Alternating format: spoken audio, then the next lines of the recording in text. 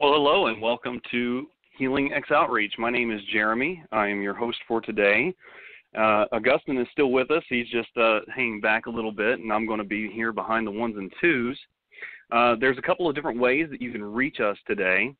You can call us at the Blog Talk Radio line at area code 347-934-0379, or you can connect with us via the Six Screens Telenetwork at 712-432-8710. And then when prompted, dial 9925. There's a third way you can contact us, and that is on the six screens of the watchtower.com/telenetwork, and you can connect with us via our video suite. And so there's going to be a good show for us today. We have two very skilled debaters on the topic of the virgin debate. It is atheist John Loftus versus Catholic William Albrecht.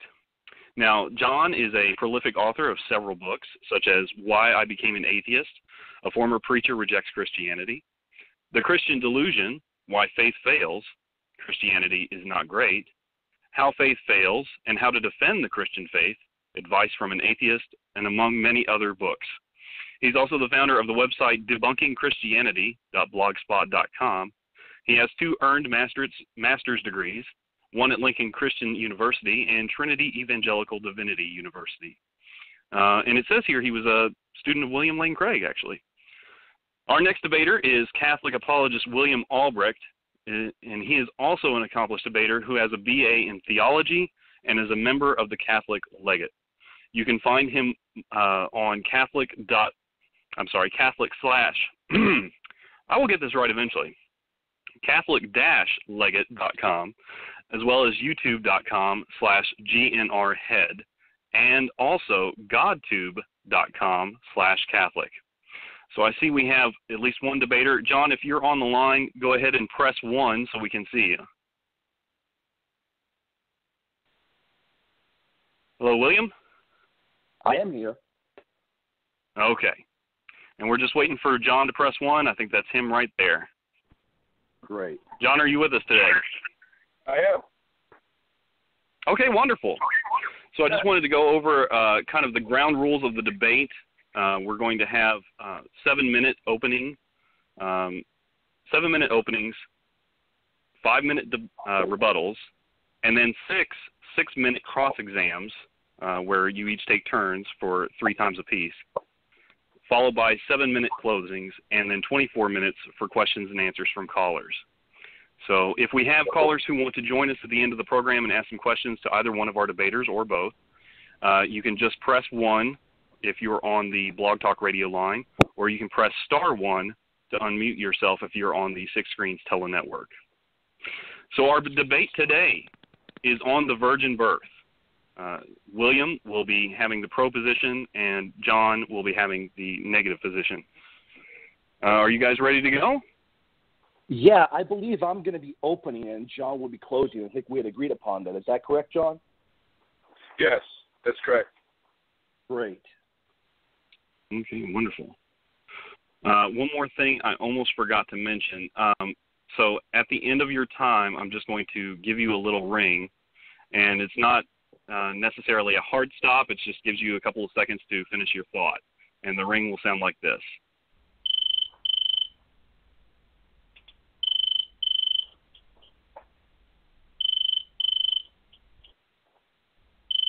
Oh, excellent. Okay, there we go. So that's the ring, and William, if you're ready to go, we'll go ahead and start with your opening. Sure, I will begin now. Did the prophet Isaiah predict the virgin birth of Christ?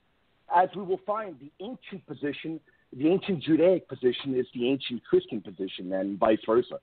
In order to prove that Isaiah indeed predicted that the virgin would give birth and that this prophecy was indeed fulfilled, we will need to delve outside the scriptures and tackle this as a historian would. That might sound a bit odd for a lot of individuals listening in. They may stop and think, well, aren't we going to confine ourselves to the Bible alone?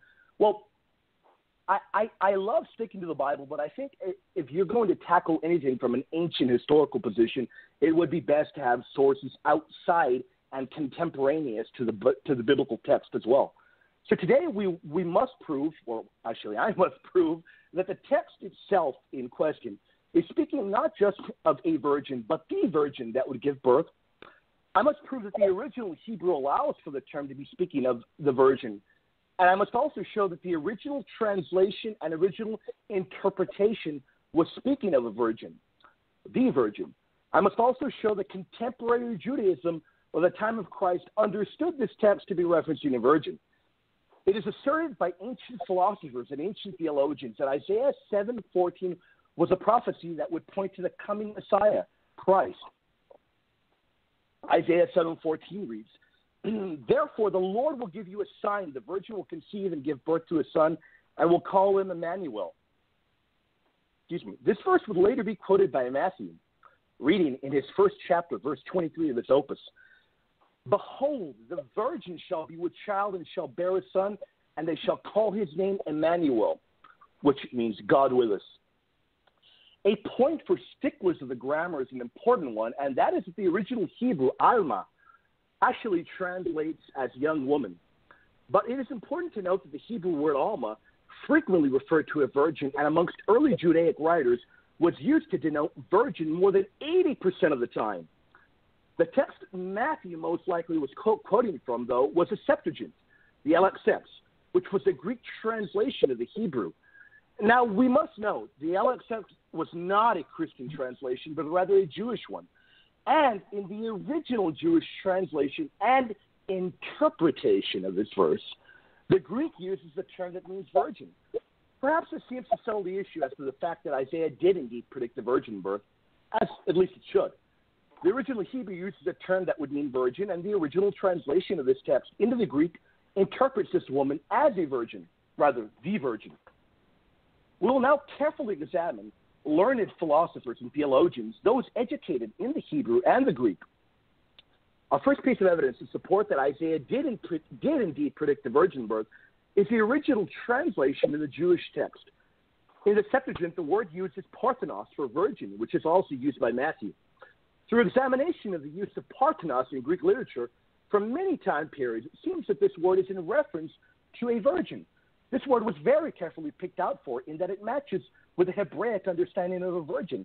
You can find such in Euripides, Strabo, Plutarch, all dating from the very, very early period, predating any of the biblical text.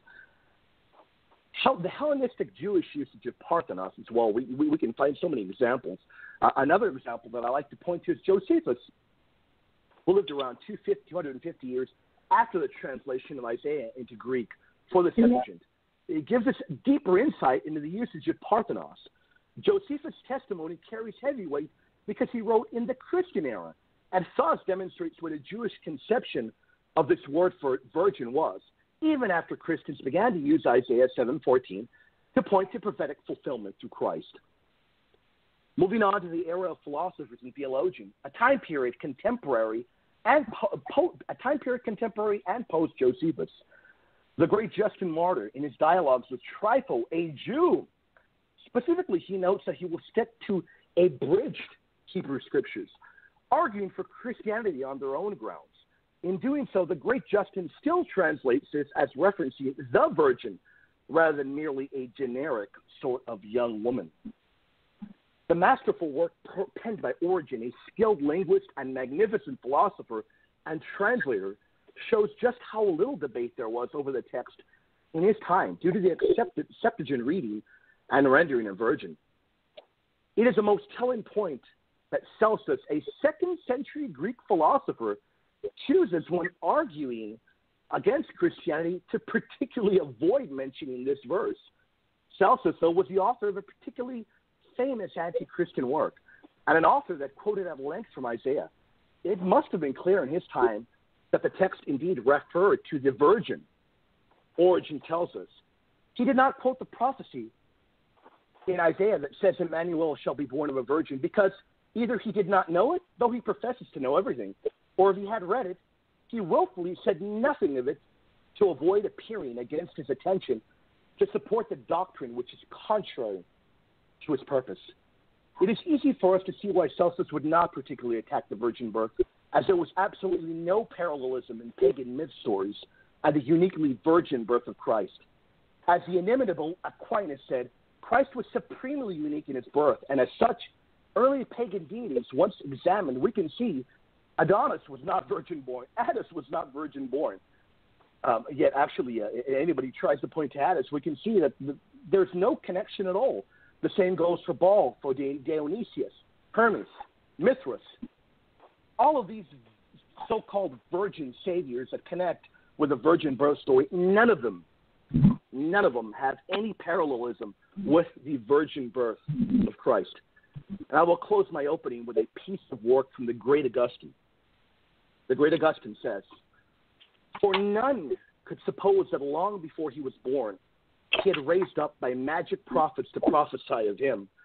We establish the credit of our faith from the prophets having foretold things to come, and those things having truly come to pass." And I will now conclude the rest of my opening and give way to John, who's a very able debater and a very able speaker. And I'm very interested in hearing what he has to say about this. Thank you. All right. Thank you very much for that, William.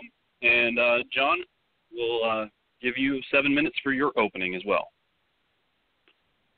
All I get is 7 minutes? I need more than that. Just as he does, I'm pretty sure. Well, I'm honored to be here, and I do have some things to say. I'm on vacation in Florida, and I haven't had the time to put towards this as I would have wanted to. But anyone who wants to further research these things, I recommend my books. Why I Became an Atheist. There's a chapter on, the virgin birth, and in the Christian Delusion, there's a chapter on prophecy by Paul Tobin, which I highly recommend. That having been said, I want to just mention a few things at the outstart, and that is the everything that William mentioned. I take into consideration in the books, but I want to start by just simply saying this: there were some first century believers who didn't buy William's arguments, William's testimony, William's facts, and his figures. They were known as the Jews. There were 1.5 million Jews in Palestine at the time. From best estimates, there are 8 million Jews in the Roman Empire in general, and even that includes some outside the empire itself. So there are 8 million Jews in the empire, 1.5 million living in Palestine. And overwhelmingly, they rejected the idea that Jesus was born of a virgin. They rejected the idea that he resurrected from the dead. They rejected the idea that he ascended into heaven, that he was coming again, that he was going to rule and judge the earth.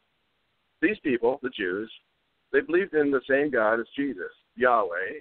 They believed in the same prophecies. That's William mentioned one, the supposed prophecy. They were the experts. They were the handlers of the word. And they didn't believe that they pointed to Jesus. They didn't believe that Jesus was to be, a virgin-born Messiah.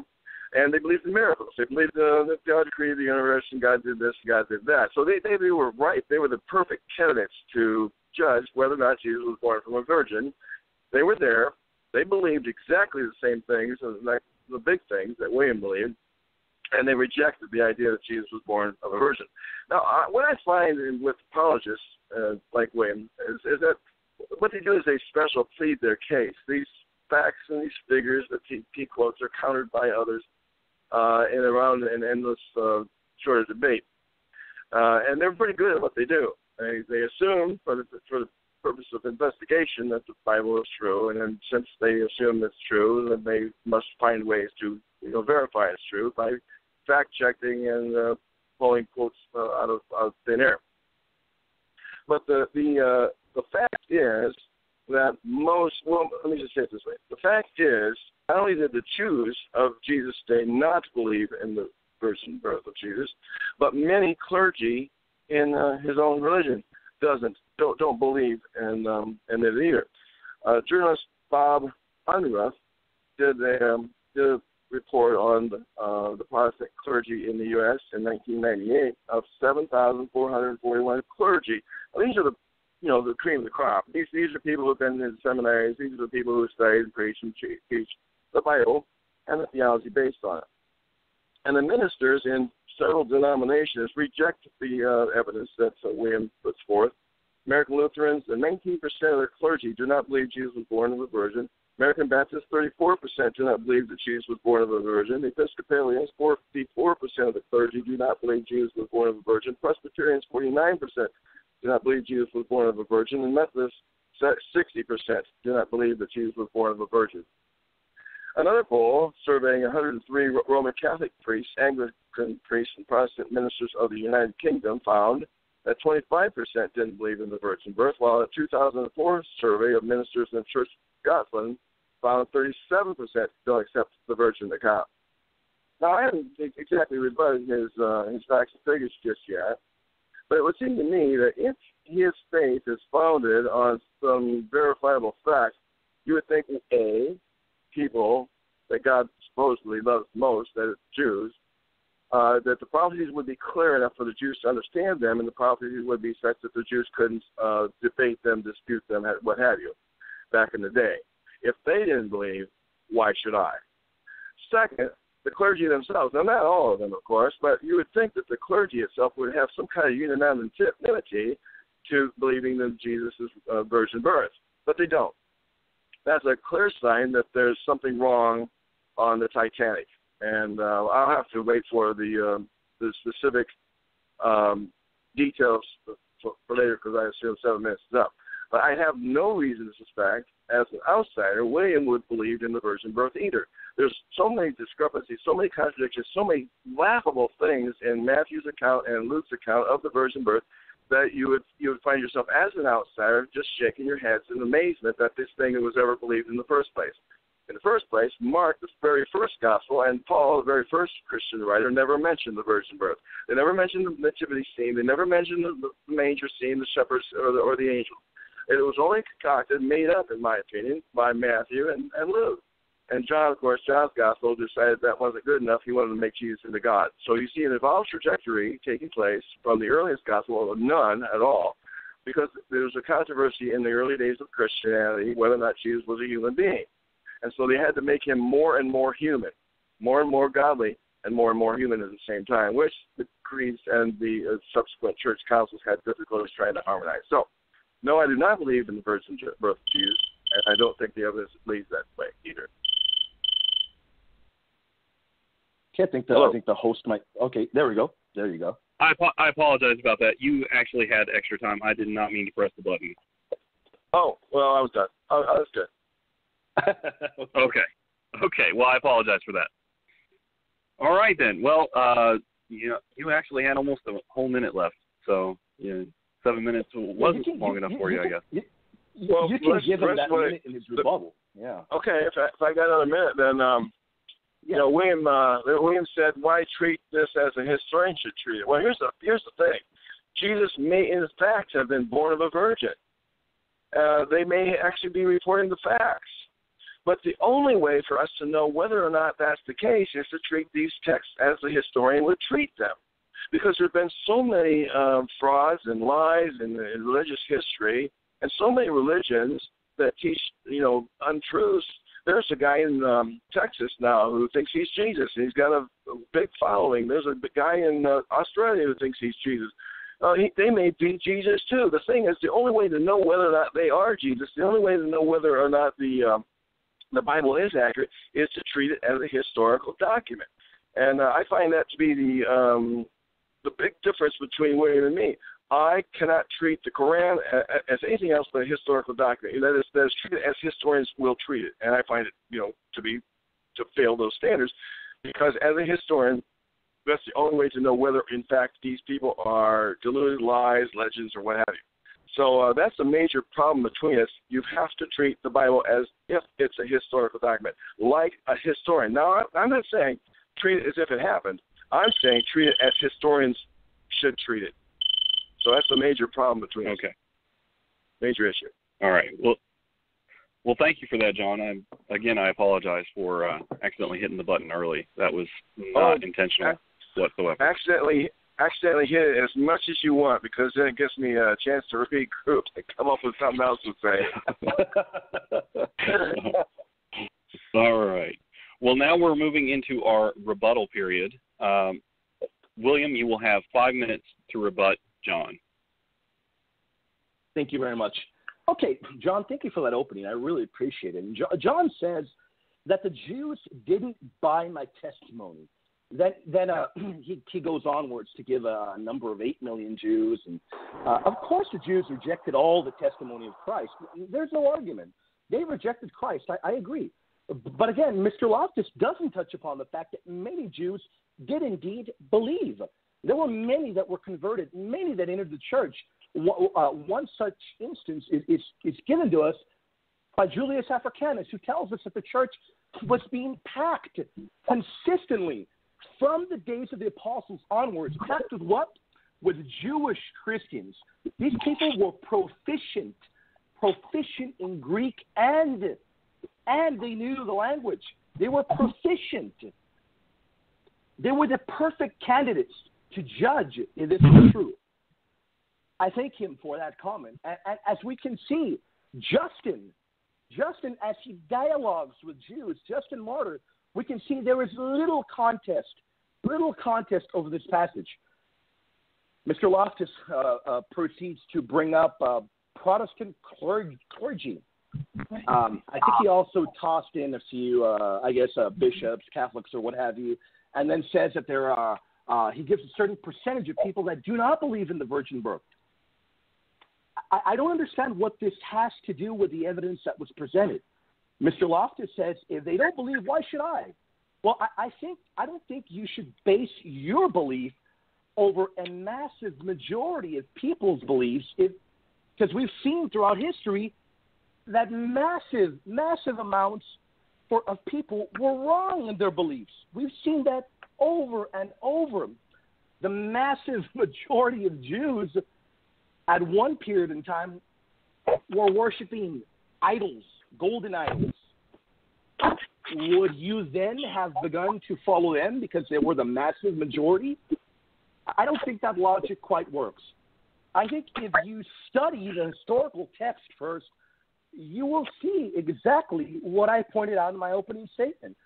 This text spoke of a virgin. We have early Jews that didn't want to approach this text because it didn't support them. And we have the early Christians pointing to the fact that this prophecy did indeed come true. John says that there are laughable things in Matthew and Luke in the virgin birth, and that he is amazed that they were ever believed. Well, unfortunately, today's debate will not be focusing on everything in the Gospels, but I don't think there's anything laughable in them. I don't find anything laughable in them. He says that the earliest Gospel, Mark, and that Paul never mentioned the virgin birth.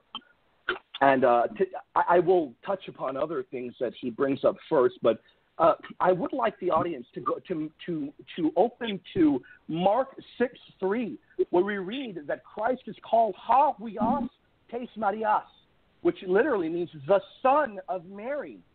And of course, Mark knew who Joseph was. He knew very well who Joseph was. He knew the apostles, and we can only conclude that he knew exactly what the virgin birth was, because this phraseology is a very odd kind of statement that is made by Mark, a very odd kind of statement. John would have to account for why Joseph is not mentioned here. Yet Mark does call Christ the son of Mary. No mention of Joseph. We're told that Paul never mentions the virgin birth. Yeah, I agree with John. Perhaps it is not mentioned explicitly, but I do believe that if we look in Romans 1 and we look in Galatians 4, we will see that Paul did indeed believe that Christ was virgin born, simply by the fact that he mentions Christ was of the seed of a woman. And even more so, how will John explain what is Paul talking about in Romans 1, where he says that he is the seed of David? Is he referring to Joseph, or is he referring to Mary there? How is John going to tackle that? John also says that later the Gospel of John made Jesus into a god. Unfortunately, we won't be touching upon that today, but we can find evidence all throughout all of the Gospels, even the writings of Paul, where Christ is mentioned, is referred to as Yahweh, as Almighty God. That is not a good argument against the virgin birth. I know my time is up. I will give way to John now. Thank you very much for that. Yeah, I'm assuming I should go. All right. So now is the 5-minute rebuttal by John Law. All right. I'm just logging back into my computer here and see what happens. All right, it's probably my time. Yeah, well, I need to know a few things. So let me just ask, William is debating the virgin birth of Jesus, but, there's a reason why he does that. I mean, he's not just wanting to debate that. He has a whole host of beliefs that go with that thing, that belief. And so what he's really, he says, well, this isn't the place to discuss the Son of God. Well, this isn't the place to discuss a lot of other things. But these other things are the reason why he thinks there's a virgin birth. Because all you have to do is ask why we need a virgin birth. And I already know this answer, Mel, because Jesus is Son of God. So the reason why we're having this debate is because he believes Jesus is, an incarnate God, an incarnation of the triune God. Otherwise, we wouldn't even bother having this debate. That there's a virgin birth because, well, how else are you going to get a semi-God or a demigod or a second person of the Trinity type of God as a baby in the world? Well, you need a virgin birth for that. At least that's in one theory. That's in one theology that you need a virgin birth for that. And he's defending that kind of theology. Well, I demur. I just don't think that the reason why I'm mentioning the Jews, the reason why I'm mentioning the Protestant clergy is because they found other ways to say, well, you know what, that's really a load of malarkey. One way to get this point is to look at genetics. In the ancient world, the women were just mere receptacles of the male seed, and they had to make sure that the seed germinated and produced the male. And we want male babies, not female babies. That's something askew there, of course. But it was the woman they were just like to warm and to feed the seed, right? Well, it's not uncommon, first of all, to think that the gods, the semi-gods, had sex with women. We know this from Genesis 6, that the sons of God came down, saw the daughters of men were delightful to the eyes. They had sex with them, and they produced giants. So it's not exactly out of the question to think that God did this sort of stuff, but nonetheless, the real problem was barren wombs. It wasn't because of it wasn't because that the sperm, was infertile. It was because of the barren wombs, and it's always the woman's fault. They did something wrong, so they have to pray and weep, and we're concerned about all that. They knew nothing about genetics, that we need a male sperm and it needs to meet with an egg of a woman to make a baby. Before that happens, you don't have a human baby. You don't have that at all. So where did the human being come from? Where did Jesus come from if you need both a sperm and an egg? Because, you have to have that for there to even be a human being. There couldn't be a human being. Now you say, well, maybe God, created the human part of that, the sperm. Maybe God, the Holy Spirit decided, I'm going to recreate a male sperm, and I'm going to have it meet with the egg, and there, wow, I got myself a virgin baby. Well, in that case, then the genealogies are unnecessary. The ones you find in Matthew, the ones you find in Luke, because you cannot trace Jesus' lineage through David. David being the male, you see, and Abraham behind them. You need that genetic material, so to speak. So a lot of these clergy do not believe in the virgin birth for genetic reasons, for the lack of prophetic evidence, for the fact that it just makes the stories themselves make nonsense. So you need the male sperm as well as the women's egg. Now, how much time do I have? You have about a little bit over a minute. All right. First, let me just when it comes to the virgin birth, the reason why he wants to believe in that is because, again, like I said, you need a redeemer. You need a second person of the Trinity to come to redeem our sins. Well, we know from science one thing, and it's a pretty big thing, and that there never was an Adam and Eve. That's the bedrock to his faith. And without an Adam and Eve, there was no original sin. If there's no original sin, there's no need for a redeemer. There's no need for a virgin birth, you see. And we know from science that there could never have been two people, an Adam and Eve. There was a bottleneck of human beings at about I forget what year. About the year was. I'm looking at my computer, like I said, I was looking for that. About 50,000 to 100,000 years ago, there was a bottleneck of people, of people who we would call people, humans. And at that time, there were people, and Homo sapiens, the Homo sapiens population could not have been smaller than about 12,250 people, and there was never an original two pair. There was never a single person who had that same genome and his wife.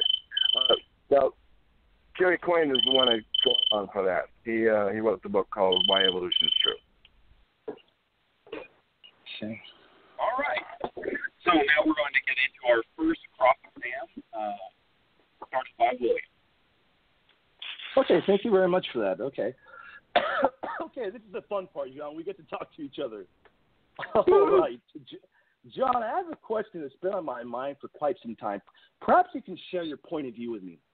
Why is it, do you suppose, that early in the church history, that when Christian philosophers and theologians debated with very well-learned pagan apologists, in the case of Origen, for instance, and in the case of Justin, learned Jews, why is there never an attack on the virgin birth narrative? Well, I don't know. Why is that relevant to the things that I said? Because I've said that the Jews were there and they believed and they didn't and believed in Yahweh and miracles, and yet they didn't believe in the Virgin. Why is that relevant to the fact that a large number of educated clergy in your own religion don't believe that it's true? There might be other kinds of reasons. I'm not a historian on that fact. So just because you can zing me with something I haven't studied out means nothing when it comes to the fact that there never was an Adam and Eve, and so there was no need for a virgin, and that the genomes for a virgin birth eliminate the possibility that it either can be traced to David or that it's a human being. So, no, I don't know. Yeah, no, I understand your argument with the learned clergy, but actually, my question was not attempting to zing you. I mean, if you think I'm trying to zing you, you can call me out for that. I'm just really curious why when we look into early church, because you mentioned that you don't think the Gospels or the accounts of Paul or anything else in the Bible can be called historical. So my only question is, can you give me your thoughts maybe? Why do you think that no early pagans or Jews, why do you think perhaps that in the early age, contemporary to the biblical time, that there is no attack on this virgin birth narrative? I mean, why do you think that is the case? Well, what I do know, I mean, without a doubt, is that Christians burned the documents of the other Christianities. There are a lot of Christianities that died out. Bart Ehrman records that there were as many divisions among Christianities in the early centuries as there are today, or even more so, and yet their writings didn't survive. So, as far as why there wasn't a specific debate on this specific issue, it might have been burned out of existence. It might have been edited out of existence. Bart Ehrman's an expert on the fact that Christians doctored up texts. We have those in the Bible. The last portion of the Gospel of Mark wasn't original.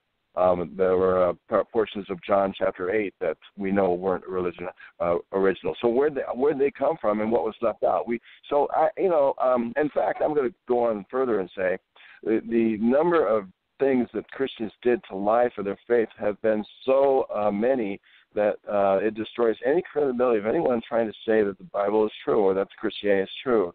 Donation of Constantine was never donated by Constantine. That's the ground that the St. Peter's Basilica now rests on. It was a forgery.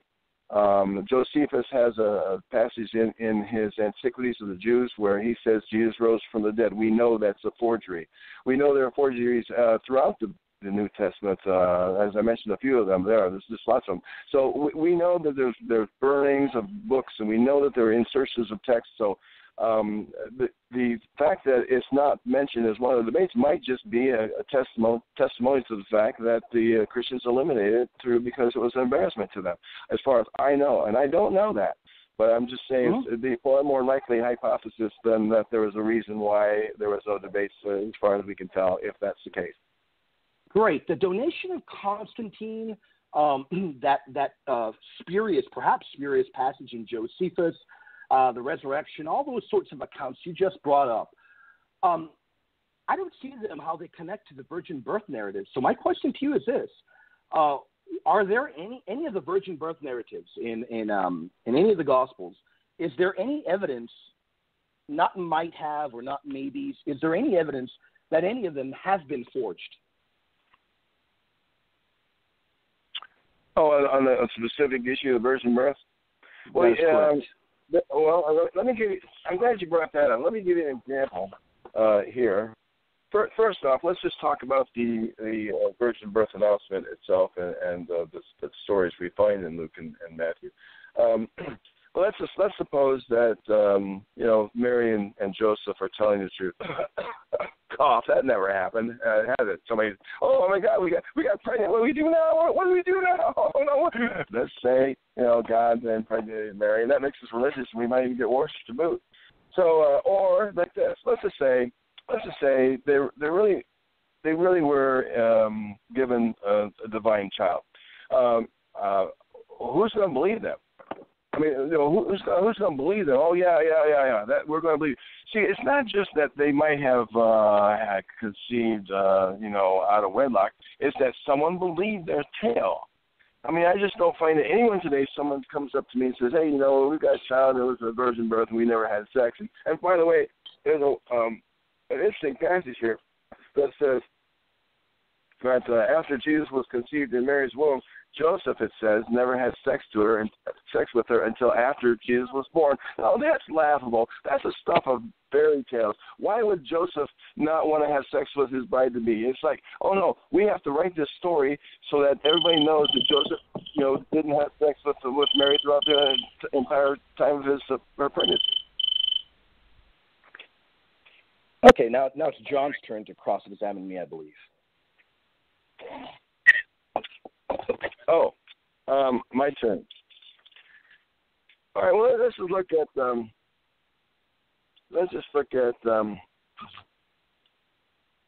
want to ask you about the passage in Isaiah 7:14, since you mentioned that, and I know you quoted some things I could quote equally as well. But so let's just think about it.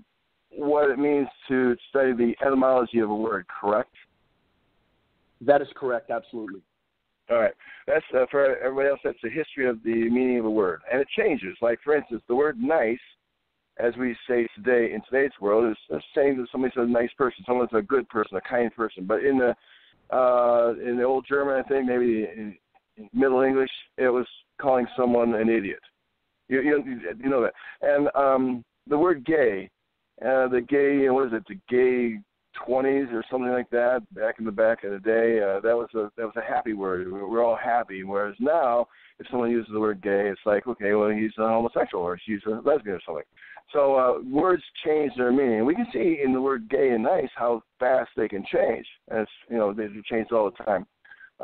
Anyway, so what we have is a word that a better word would have been the word Bethula for virgin, but apparently Isaiah chose a different word that had ambiguous meanings at best. But I want to see the 80% occurrences that you say are there, and I want to ask you first off: did you look at every 80? Did you look at all 80% of those occurrences? Every single one I've studied, every single occurrence of Alma and every single occurrence of Betula, and I think that's a very good point that you bring up. Let me just continue a bit for it to be clarified. Betula is not exclusively for virgin either. It is used for virgin in legal contexts, but I also realize that Alma is used several times for virgin as well.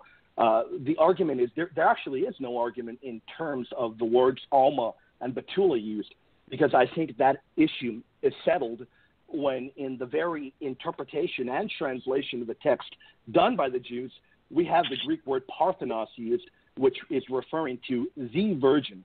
I think that issue is settled in and of itself right then and there.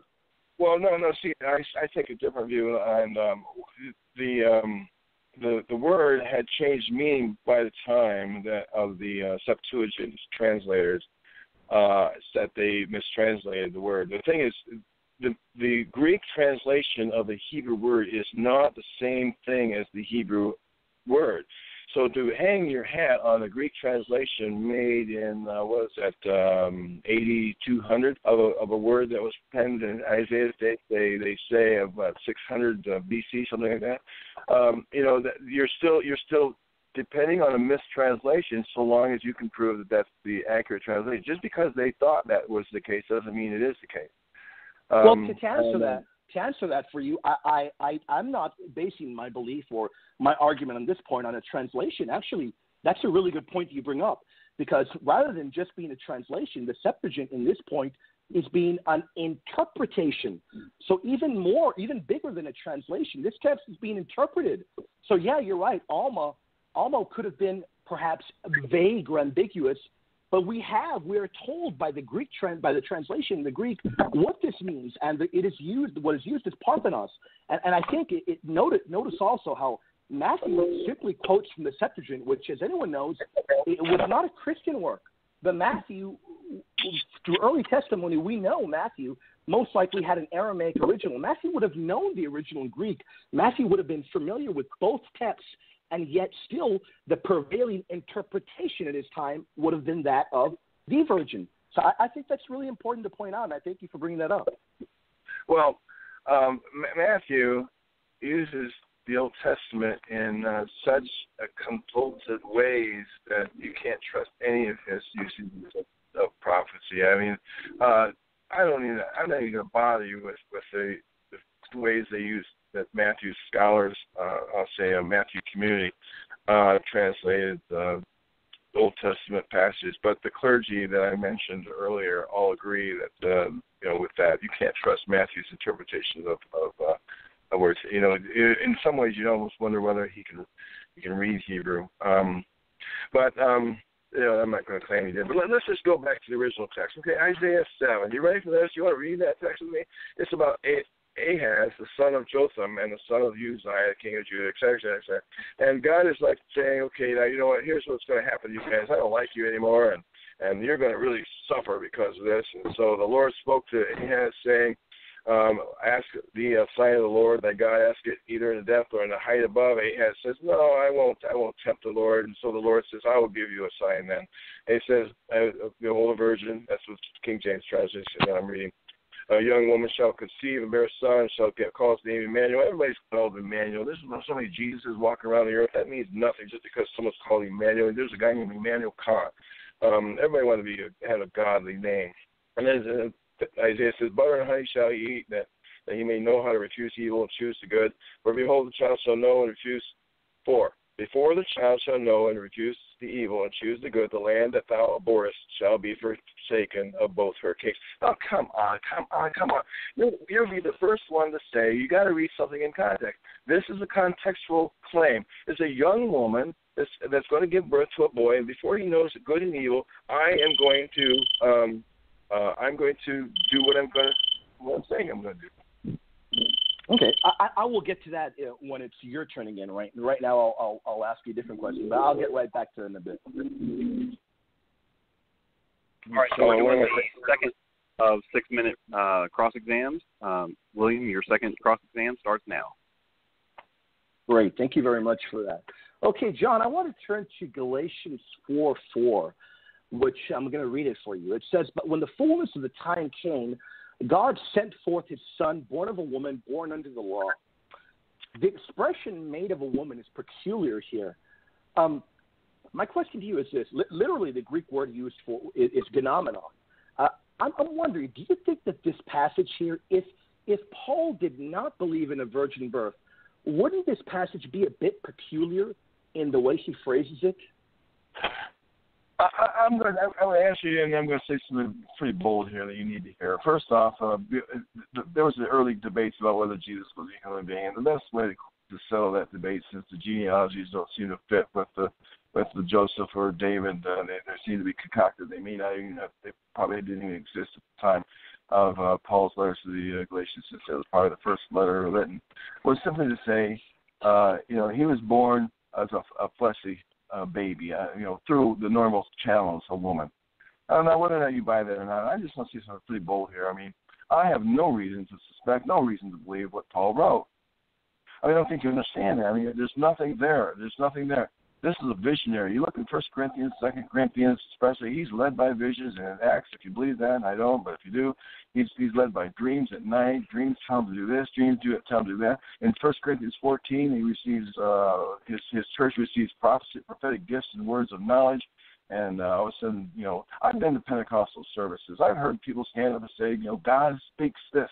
Now, if you've never been to a Pentecostal church to hear that kind of crap, then you don't know what I'm talking about. But I have. I was first, foremost a Pentecostal when I first, became a Christian. And everybody had a word from God. Everybody thought and felt secure that God was going to do this, God was going to do like that. And that's the kind of stuff that made it into our Bibles. And I find it pretty cool. I understand your point. I disagree with you. I don't believe he's led by any vision. I agree. Paul did have visions, but I don't agree that he was ever led by any vision, especially you mentioned Acts and 1 Corinthians. I know that he did have some visions, but I don't think perhaps the resurrection account of what you're talking about, I don't think that was a vision. But my question to you is really simple. Actually, he does say his Damascus Road was a vision. Acts chapter 26, verse 19. He was talking, I think, to Agrippa or Festus. He says, listen, he recounted his story on the Damascus Road, and he says, listen, I'm trying to be faithful to this vision. I don't have the passage in front of me now. I can get it, but yes, actually, he actually says it. Physical appearance. He actually says his Damascus Road conversion was a vision. No, I disagree with you completely, and I would love to debate that issue with you. It's the word for vision. Well, I disagree again. I would love to debate that issue with you, but again, that has nothing to do with the virgin birth, but I don't agree with that. But I'm going to go right back to Galatians 4. I understand maybe you think Paul is full of it. Maybe you think Paul is just a liar, is not worthy to be believed at all. But can you at least agree with me? Even if he's a delusional whatever, can you at least agree with me that this passage seems to be referring to a virgin birth, even if he's not saying it explicitly? No, not at all. No, not at all. No, if the question is whether or not Jesus was a flesh and blooded person, a flesh and blooded baby, then the easiest way to dispel that, which there was debates back in those days, and simply say he was born of a woman. I mean, you don't say born of a man because no man ever has a womb. The easiest thing to do is to simply say he was born of a woman, because those debates were real in those days. Who debated them? Who debated this, John? Who debated whether Jesus was flesh and blood? Well, we don't know. I'm telling you, we don't know because the documents were destroyed. But the Gnostics sure play a big role in those, and there were the mystery cults.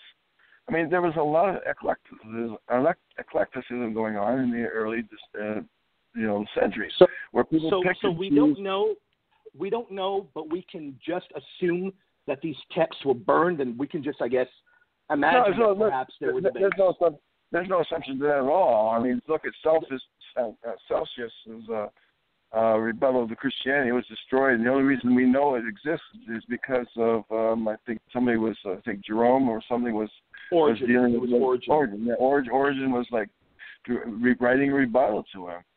I mean, we have only fragments of one of the best works against Christianity because the Christians burned it. We know this. It's not an assumption. Actually, the majority of the scholars believe that all of what he wrote is included in Origen. But that's actually besides the point.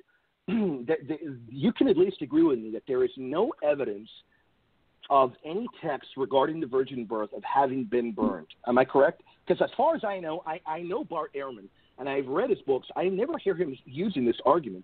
So can you at least agree with me? Perhaps texts were burned, but nothing dealing with a virgin birth. There is no evidence anything was ever burned. Can you agree with me on that point? Well, you're asking somebody who's not an expert in that point, to make a statement on that point. I have never even researched it. So, okay. And furthermore, it has nothing to do with the case I'm laying out here.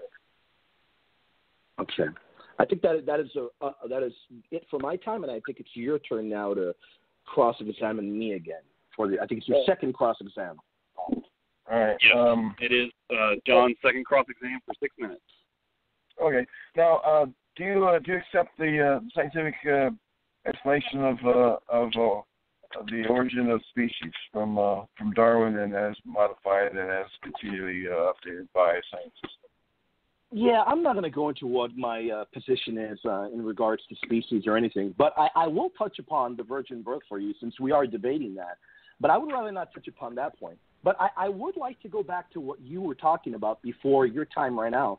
You were asking me, you were telling me that the Isaiah 7:14 was talking about Ahaz, and you were telling me that it had nothing to do with a virgin birth. Am I correct?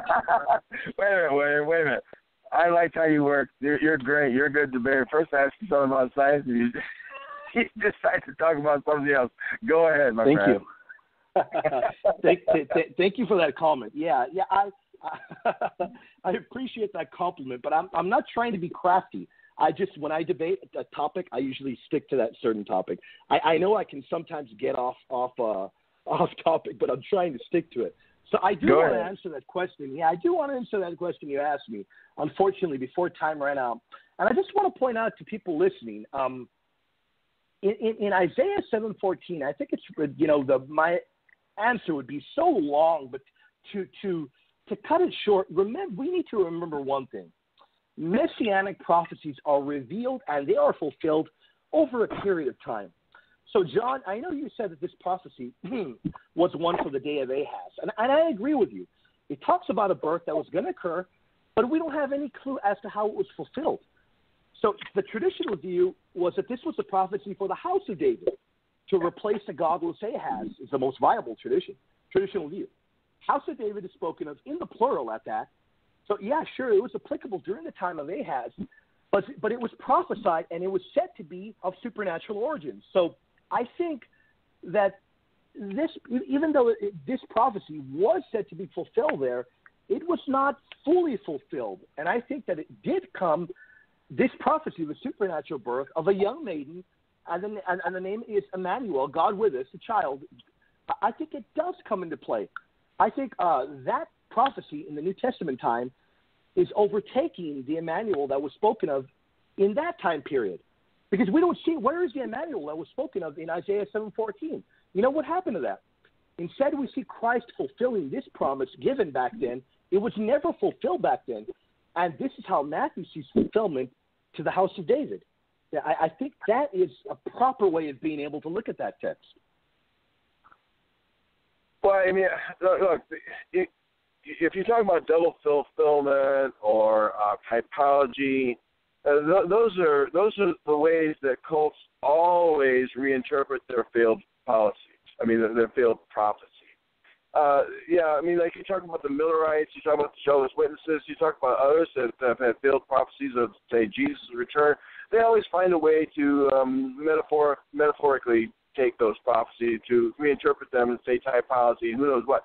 That's a clear indication that you really aren't being honest with the text. The text was about Ahaz and his day, and whether or not this child, as he grew up, would, by the time he grew up to know good and evil, then God would work his magic, work his woes on the people for their sins, which is another story entirely and quite barbaric. Love me or I'll kill you, kind of a God. Right. But, answer that. I mean, you're just reinterpreting things because you have the need to reinterpret them, just like Zephaniah and Haggai had to be reinterpreted when they called Zerubbabel the new Messiah. They were wrong. Yeah. And yet I find it strange that it was still, left in the text, but, some glitches remain. Clearly, go ahead. That's a really good point. I appreciate that a lot, too. I think that's a very good point. Unfortunately, I don't think that there is any typology or symbolism here. Hello? Yes, are you able to hear me? Yeah, I'm here. Okay, yeah. I don't think there's any typology or symbolism that I'm reading into this. I think that it's plain and simple. There is a prophecy that was not fulfilled in this time period, and it is barely being fulfilled at a later period. So, I just don't see that. Here's what you believe, William. Here's what you believe. The reason you believe Isaiah 7:14 completely out of context is because Matthew is your guy. Because Matthew is the guy who's reporting the story about Jesus, he can't be wrong. Now, we know Matthew is wrong. He's wrong about out of Egypt I called my son, and that he will be called of Nazareth, and he quotes a prophecy that doesn't exist about the slaughter of Herod did against the kids. I mean, we know Matthew's wrong. Scholars have said Matthew's way of using prophecy is convoluted to say the best thing we can say about his use of Old Testament scripture. Well, because Matthew is your guy, because he uses Isaiah 7:14 completely out of context, because he was talking about Ahaz and what's going on in Ahaz's day, and rather than interpret Alma in the proper way as a young maiden rather than as a virgin, because the Septuagint writers decided that, and rather than going back to the original Hebrew and actually interpreting it the way it was originally intended, you just believe it because Matthew is your guy, right? No, not at all. I'll wait till okay. Yeah, it's terrible that time runs out. It's terrible. Okay, yeah. All right, William. This is the third of your rebuttals. Okay, great. Yeah. Or cross-exam, sorry. Yeah, John, no, I don't believe just because Matthew is my guy. In fact, I'll phrase this in a question for you. In fact, I think we can look at Luke, we can look at other testimonies, and I guess you're going to just say that Luke is my guy as well. But no, it's not just because Matthew is my guy. I think, again, as I said in my opening statement, I think if we examine the historical testimony outside of the Bible, we can see this lining up perfectly. And again, as I mentioned to you, we don't see any Jews or any early Christians contesting this fulfilled prophecy. So that's precisely why I think we can take a historical stance on this. Let me answer that then with the conjecture. Well, my view is that Christianity started out as a small sect, and that it took a long time to gain followers. It says in Acts, which I don't think is historical very much at all, but we should find in Acts that they had 3,000 on one day. There was a day of Pentecost, and 5,000 another day, so 8,000. They were spread out across the world. They weren't necessarily Jews. They were the Goyim, I think, Gentiles and others, and so they were spread out the world. So we have 8,000 followers of Jesus plus whatever disciples you had there who remained in Colossae. Some of those followers stayed there in a commune of sorts. So you didn't have a lot of people there over the world itself. It's a blip in the world's existence, the world's counting of cults. There's a lot of cults out there we've never heard of that had 8,000 members or say 10,000 members. And especially if a lot of them spread out over the country. So the fact that maybe some things weren't mentioned, or maybe not mentioned at all, means simply that it was a small cult, like all cults start out with. And so it took a long time to get noticed. It took probably century. I think that's a great point you bring up, John, because my next question for you moves well outside of when Christianity was a small little fledgling group, and I'm gonna take you to get a glimpse of the church in the 300s, a bit after Nicaea, and we can see a little bit of how Judaism in the 300s, I'm going to argue, becomes divided on this verse. Let me read something to you right away, and I want to get your thoughts on it. Cyril of Alexandria tells us, some translators of the Holy Scriptures render this verse as follows: a young woman shall conceive and bear a son. And then he says, the Jews think that the term young woman signifies the mother of the Lord. So, John, we're in the 300s now, the late 300s, and even though the Jews don't believe that the woman is Mary or believe that this prophecy was fulfilled, they do believe that this text is talking about the mother of the Lord. What are your thoughts on these statements? Again, you can quote what believers say all you want, or what believers, others that aren't believers have heard from believers. You might as well quote William Lane Craig to me. I mean, he wasn't there. I mean, neither were these people. So, no. Hold on. I just wait. Just to clarify for you, I understand he wasn't there, but he's talking about the Jews of his time period. At his time period, he's saying that they think the young woman is talking about the mother of the Lord in Isaiah 7, but they deny that that prophecy was fulfilled. So you talked about the early church, fledgling church, whatever they believed. Maybe this was a minority belief, but you were going way after that fledgling church in the 300s, and the Jews believe that this text that you disagree with me on, they believe that it does talk about the mother of the Lord, that the prophecy wasn't fulfilled, but they do believe it is talking about the mother of the Lord. How can you square that with what you're saying, that they didn't believe that, if clearly they did? Well, a couple of things. First, you got to say this. You're always going to find somebody on your side that you wish were on the other side. Well, so I've got all the Jews on my side, so I think I'm in good company. You're not. Yes, you can always find, if you scour the record books, you're going to find some remote idiot, if you will.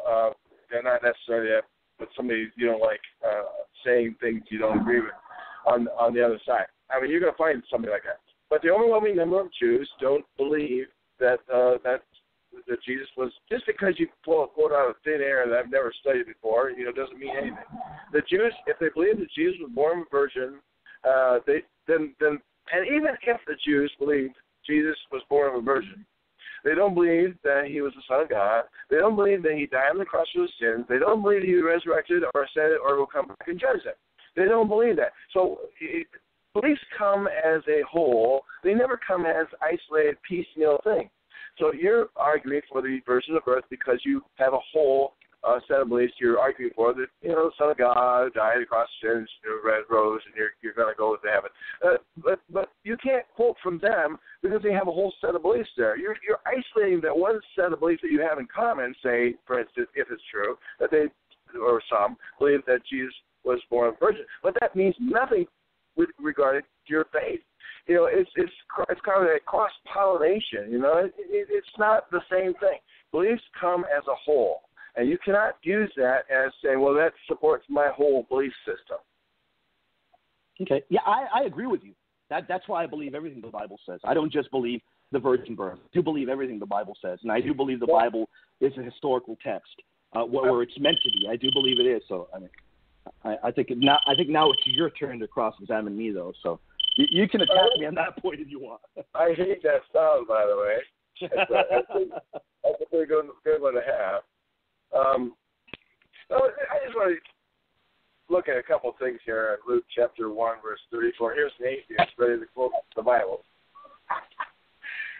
Then said Mary unto the angel, how shall this be, seeing I know not a man? That's King James.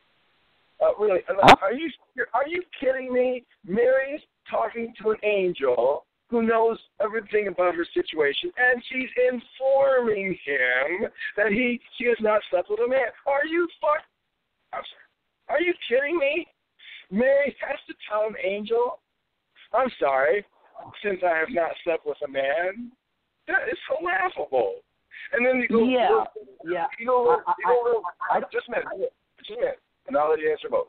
You go down to verse 41 of the same chapter. It says, "And it came to pass that when Elizabeth heard the salutation of Mary, the babe leaped in her womb, and Elizabeth was filled with the Holy Ghost." Are you kidding me that this is important enough to say that the babe leaped in her womb? Look, babes are leaping in wombs all the time. You ask any mother, oh, my babe just moved.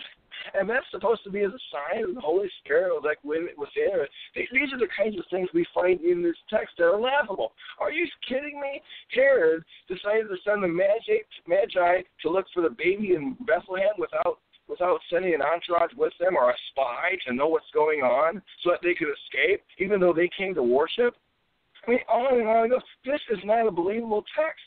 Your answer, please. Yeah. Unfortunately, your argumentation is outrageously poor.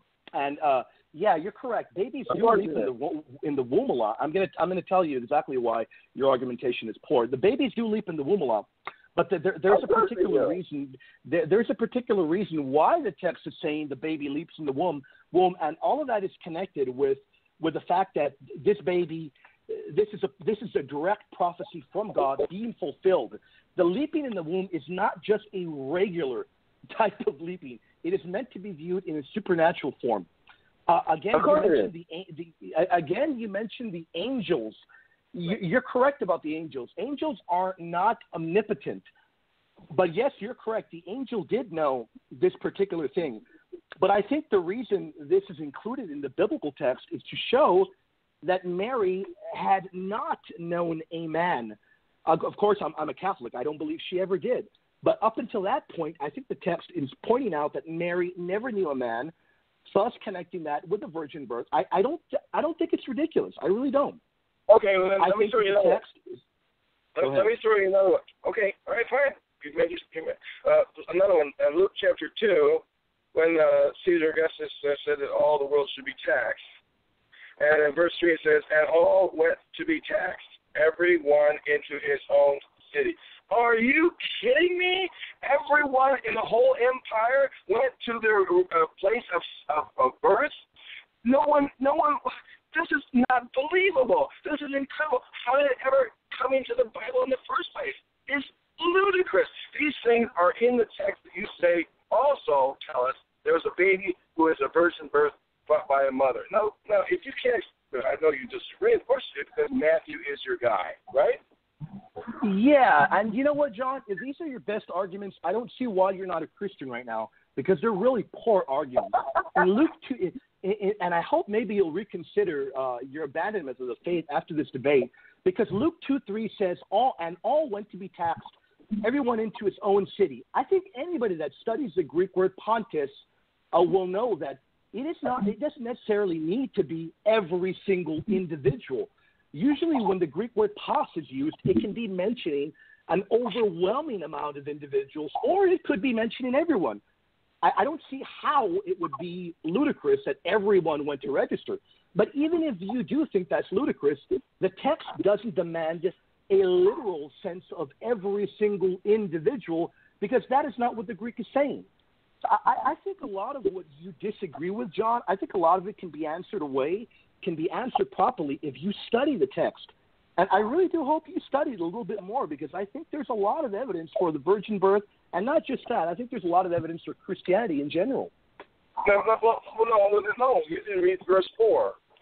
And so Joseph also, meaning like others, went up from Galilee, out of the city of Nazareth, into Judea, unto the city of David, which is called Bethlehem, because he was of the house and lineage of David. So now what you have are people who are from the same house and lineage, going to the origination of that house, like David. So that was 14 generations earlier, according to, I think, genealogy and Luke. So why 14 and not 17 generations earlier? Why 21? Why not 37 generations? Why is it 14? 14 generations. Those people, they should go to Bethlehem, or they should go to Bethlehem, because that's where my father of 14 generations lived and was born. This is what I'm talking about. This is not just you're pulling things out. You're not actually reading what's going on. And I did read the Bible 7 times, mostly in Greek, few texts in Hebrew and Greek. Well, I think if you had read it in Greek or studied it, you wouldn't be making these elementary errors, John. I really think that these arguments that you're putting forth are poor, such as all going, all registering. I think had you actually studied that, you would have come to a different conclusion. I think you would have, if you had studied what the earliest Jewish interpretations say and the earliest Christians, you would come to the conclusion that the virgin birth is historical. Well,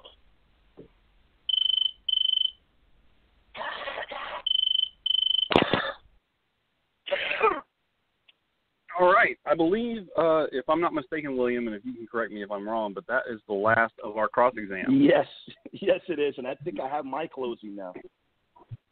Yes, you have a 7-minute closing, and then that will be followed by John. Great. I'll start now.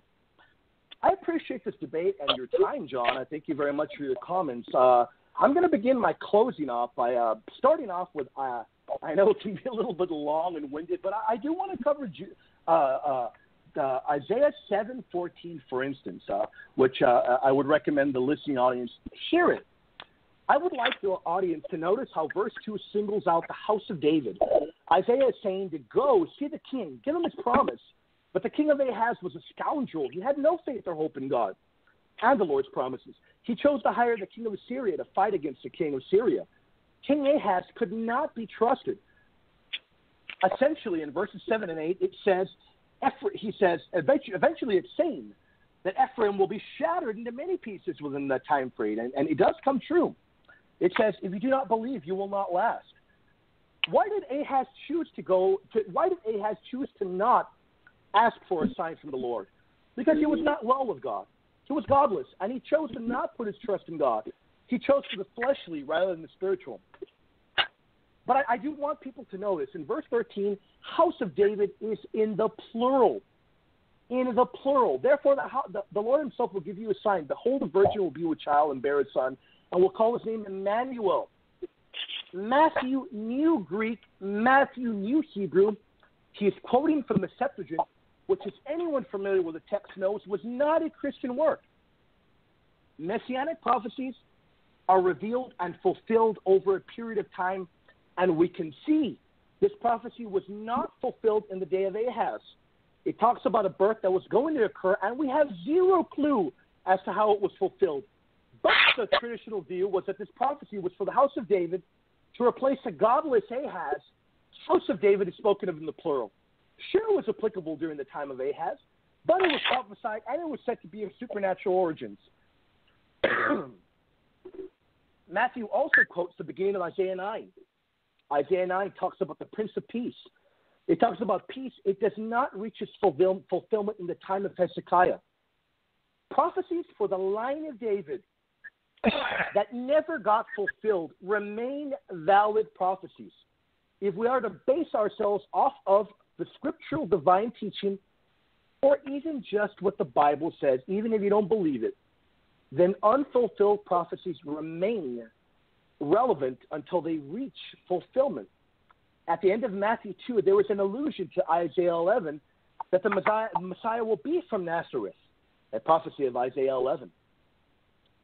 It continues by talking about much more, but it gives you the name. Isaiah gives you the name of a child that was to be born. This child's name now does come into play. But the funny thing is that the name is not Emmanuel. It was Maher Shalal Hashbaz. So where is the Emmanuel that was spoken of? What happened? A prophecy of a supernatural birth of a young maiden, and the name is Emmanuel, God with us. God incarnate, Christ, fulfills this very promise given back then. It was never fulfilled back then, but it is fulfilled now. And that is how Matthew sees it, the fulfillment of the house of David. There is no typology or symbolism being read into this. This is a literal fulfillment that was not fulfilled back then, that is being fulfilled now. Romans 1 was brought up, the comment of him being a descendant of David. Well, that only goes further to prove that this is in reference to Mary, to the line of Mary. As all the early philosophers and fathers taught, the flesh that is given to Christ, that is of a descendant of David, is that of Mary, not of Joseph. We know it's not Joseph because only Mary can give Christ the lineage to be the Messiah. Joseph is a descendant of David. That is correct, as John said, but also of Jeconiah. And Jeconiah, we read a curse was set down upon him in Jeremiah 22:30. None of his seed, none will ever take the throne of David. None. So there was no way that Paul could have been talking of Joseph being the biological father of Christ. The verse is a talk of Christ being the seed of David. This particular verse of seed is in reference to Mary. Christ can take the throne. And Romans 1 and all of Romans, for that matter, make it clear that Christ has indeed taken the throne.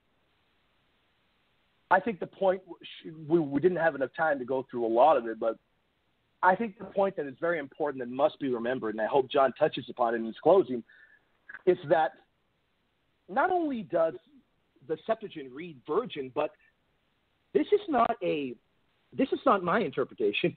This is not my reading into it. This is the actual translation and interpretation wrapped up into one. Not done by any Christian, not done by a monk, not done by the clergy, but done by Jews.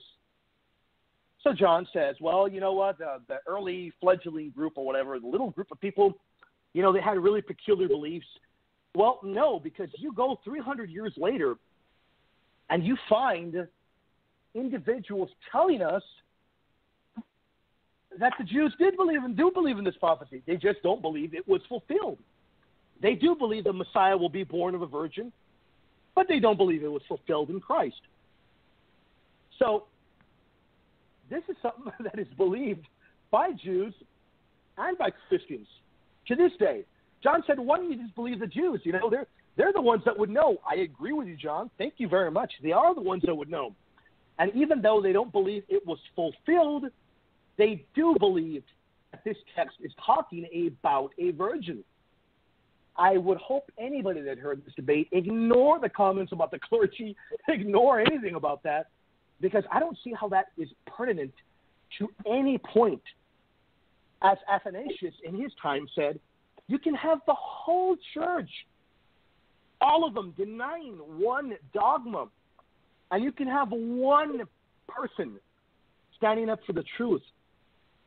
And we can see that truth and historical veracity have still conquered. People in numbers do not equate whether something is true or not. And I think the historical testimony, all of the evidence that we have seen, points to the historical truth of the virgin birth. I will now give way to my time to John to hear his closing. Hey, William, All right. I want to thank you. Well, I was just going to say, we have our 7-minute closing now from John Loftus. Thank you. I really appreciate being on here. I appreciate the honor that it accords me and the politeness of the discussion. William, you're a great debater. It's too bad that you've chosen to defend the indefensible, but you do it about as good as anybody. So it might as well be you. I just want to make a point to say that the issue with the clergy that rejects the virgin birth isn't that we're talking numbers here. I mean, we're talking about believers that have been convinced by the kinds of things I've said to reject the virgin birth. People who should know. Now, the fact that more of them don't reject it might be something in your favor, but the fact that some reject it at all says a boatload about the evidence, and they're not dumb people. You can't say, well, we don't count numbers when what we're looking at is people who have decided based on the kinds of evidence that I've shared. And my claim is that if you were an outsider and you were looking at the text, and you were looking at the evidence, you're looking at genetics, you're looking at the evolutionary science, you also would reject the virgin birth. What you're doing is your special plea. You've got a guy, Matthew, you've got another guy, Luke, and they can't be wrong.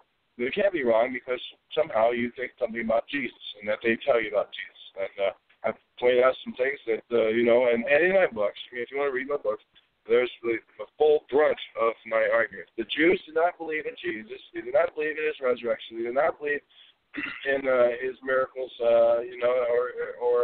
and if they did believe some of them or they thought he was a prophet, they don't believe he's as you say he is, which is the point.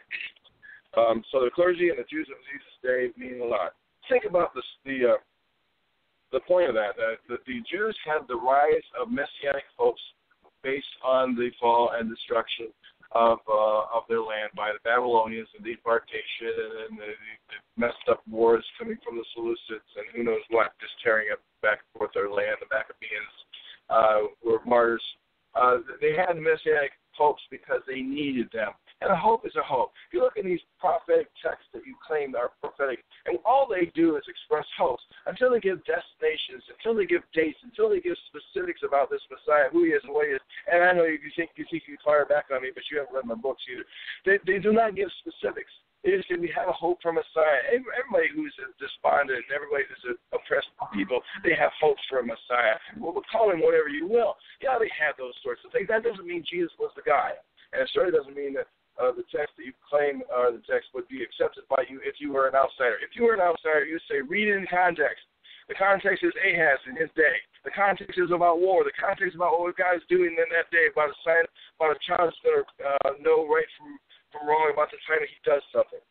So there's no reason why you should believe that if you were an outsider. And the last thing I just want to mention, just one other thing, the laughable sort of thing, is the Star of Bethlehem. It says a star which they saw in the east went before them. It says, till it came and stood over where the young child was. Verse 9 of Matthew, chapter 2. When they saw the star, they rejoiced with exceeding joy. That's the Magi. That's the wise people. The star, it says. You need to check the Bible for all it says or you not. You say you believe it or you don't. It says the star went before them. That means the star moves, right? And it came and stood over where the young child was. It wasn't the comet. It wasn't all these kinds of things that they used. You might think it was. It wasn't the constellation of Saturn with the moon and those things. It was a magical moment. It was like a will-o-the-wisp. It was not a. It was fantasy. And if you want to read a story, if you want to read how this story is deconstructed, read the chapter in my new book called "Science in the Light of Christianity." There's a chapter by Aaron Adair, which dissects this whole fantasy. There's nothing about the story that's to be taken seriously. Nothing. Not the star. Not the prophecies. Not anything about this story is to be taken seriously. No one would ever take seriously a couple who says, "I'm sorry, we've got a virgin-born child." I mean, what would it take? Just ask you to believe that in today's world, given what we know about genetics. And if it was a virgin-born conceived child, then it wasn't descended from David or Abraham. It destroys the need for the genealogy. There's so much wrong with this that's why the clergy are beginning to reject the story and finding other ways to reinterpret the text. Thank you once again for having me on.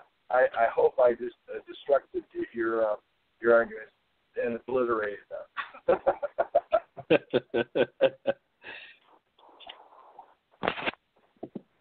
All right. Well, thank you for that. Both of our debaters did a wonderful job, and I want to thank you both for coming on today. We're going to move into our question and answer period, where we're going to use the last 24 minutes of the program to ask any of the audience members who are listening. I'm sorry? Sorry?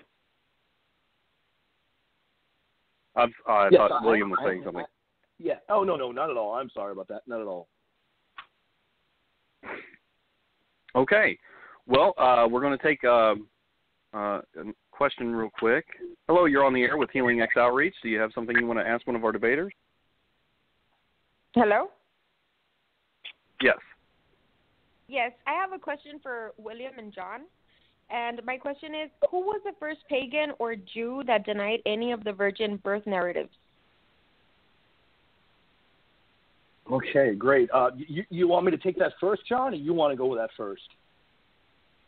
Well, you might know more than I do, since I have not been able to do much preparation for this debate. Okay, yeah, I'll take that first. And to touch upon what John said earlier, I think I don't want to sound controversial when I say forget about Matthew and forget about Luke, but I think if we need historical testimony, individuals that massive amounts of individuals that would testify belief to the virgin birth, even if we didn't have a Matthew, even if we didn't have a Luke, we would definitely have come around to this belief as it being a tenet of Christianity, either which way. But I think that's a really good question. The earliest rejection, I guess, all the Jews that rejected Christ. But I do want to qualify by saying one thing.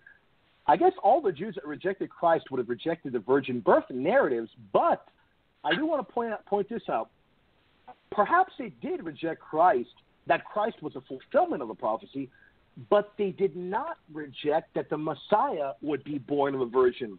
I think that is something that's very important to point out.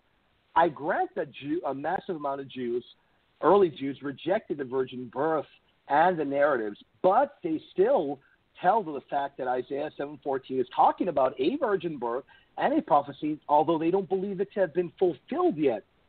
So I think that is an important point to point out, and I would recommend anybody hearing the debate would look up Celsus, look up what Justin talks about with Trifo, and a whole host of other stuff that we talked about. And you know what? I'm going to put a plug in for John. I don't know what book he would recommend, but I would recommend any individual get a hold of John's books and read them, because I think after reading them, I think they're going to strengthen your faith even more because I don't think the argumentation put forth by atheism is compelling at all. I'd recommend anybody get his books and read them. Cool. Oh, I'll take that challenge. So what do you have to say about that? Are you aware of any early rejection of that, John? Well, yeah, I think we're talking about the rejection of a whole system of beliefs, and there's various Christianities, when one particular belief was first rejected, it hasn't been an issue with me. Maybe I can research on it later. That's a good question. Thank you so much. I have no answer for that. Thank you for that. Yeah. I think it. All right. I think it is a very, very viable point. Yeah. Okay, we have another caller. I believe this is our regular host, Augustine Anastacio.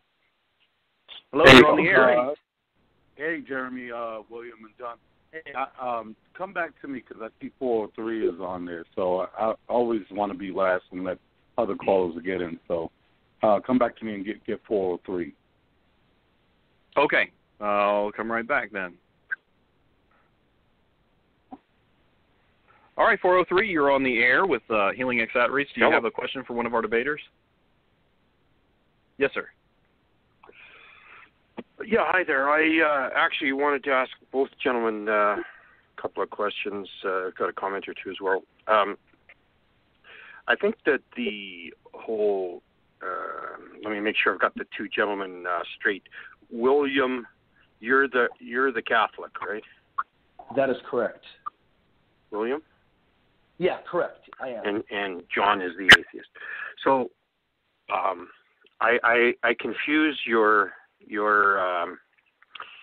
I've heard a little bit about you, William, and but my brain has a lot of stuff in it about Johann Albrecht, Bengal.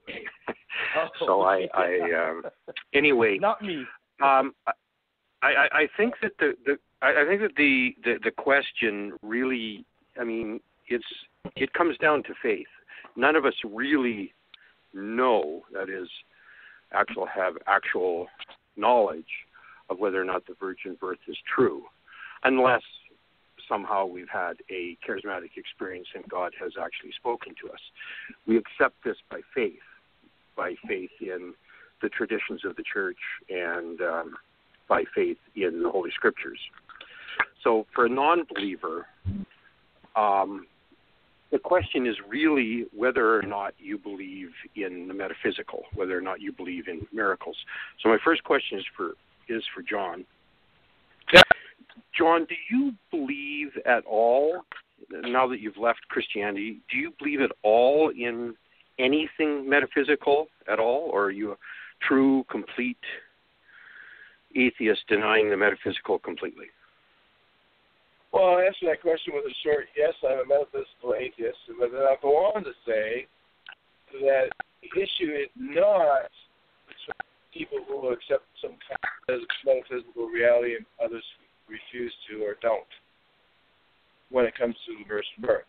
Because I think I've mentioned the Jews and I've mentioned Protestant clergy that they have a metaphysical, reality to them that they believe in. And they and I at least agree on this specific issue, at least the most of them that I know of, and that is Jesus was not born of a virgin. It's what that brings up is this: you can be a believer, you can be a theist, you can believe in a God, you can believe that God does miracles, you can believe in a set of scriptures if you want. I don't care which ones set you want to believe in. And you will still disagree on the very same issues that I agree with you about against the others. Because an atheist, as I say, I don't see any reason to believe that. Just as the Orthodox Jews might say against Christians, just as the Muslims might say against Christians, just as Christians would say against Muslims, just as Christians would say against Orthodox Jews. They disagree with each other, even though they believe on those very issues where I disagree with all. Because what I'm looking for is the same thing they are looking for. And they are looking for sufficient evidence to believe about the virgin birth, for instance, or the resurrection of Jesus, for instance, or some other kind of belief that might be specific to them. Say that Allah rode up into the solar system on a winged horse. They're all doubting each other's miracles. They're all doubting each other's realities, just as I do, because I just claim I'm more consistent. They're looking for sufficient evidence for others' beliefs, just as I am, but I treat them all as others. And that's the test that I have come up with called the outsider test for faith, that you want to look at your faith as an outsider would. And I claim that if you do this with a fair and honest appraisal of the evidence, you will end up not believing at all. Hey. Yeah, I think I do want to touch upon a little bit of what the caller, a little comment that he made, and a question perhaps as well. I do appreciate it. I'm going to agree with you. Yeah, I think a lot of we definitely have got to have faith. I think faith plays a huge role in everything we do within the Christian faith or what have you.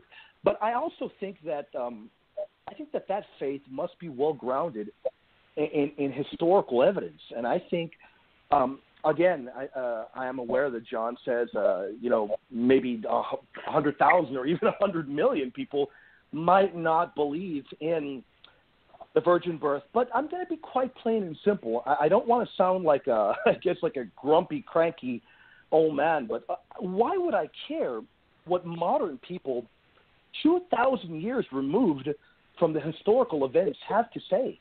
I really don't, because I don't agree with the argument that scholars today like Bart Ehrman or all these other guys have got a hold of better documents than Jerome or Origen. I not only do I not believe that, I know for a fact it isn't true. So I'm going to stick with the people closer to the time of the event, and I think that there is a massive amount of historical evidence I can show you, not just the Christians, but the Jews were compelled enough to believe this for it to have caused such an uproar in their faith. Even if you want to say, okay, well, you know what, a lot of Jews did reject Christ. They don't believe that he fulfilled the prophecy in Isaiah. Well, they still believed all the way dating close to the 5th century. They still believed that this prophecy was going to be about a virgin birth of the Messiah, and that in and of itself tells you a lot. I think we have a massive amount of historical evidence on our side for the Christian faith. If you examine it in a cogent manner, I believe that there's a lot of evidence. Hey, William, that does raise a good issue, about faith and evidence and how to treat things that we are reading about, at least as claimed 2,000 years ago. I said it earlier. The only way we're going to know what happened 2,000 years ago is to look at the evidence as a historian would look at that evidence. The historian, the good historian, treats these things and these testimonies with a bit of skepticism, because he or she has come across all kinds of false claims of dead gods and raised gods, virgin birth people like Augustine, Hercules, I think, and others. They're looking at these sorts of texts with skepticism and asking, well, where's the evidence for that? And you're saying, let's get that and let's go back, because the people writing back in those days were closer to the events. That's what you said. Those are exact words, I think. But they were closer to what happened. Well, the question is, what happened? Are you going to really trust?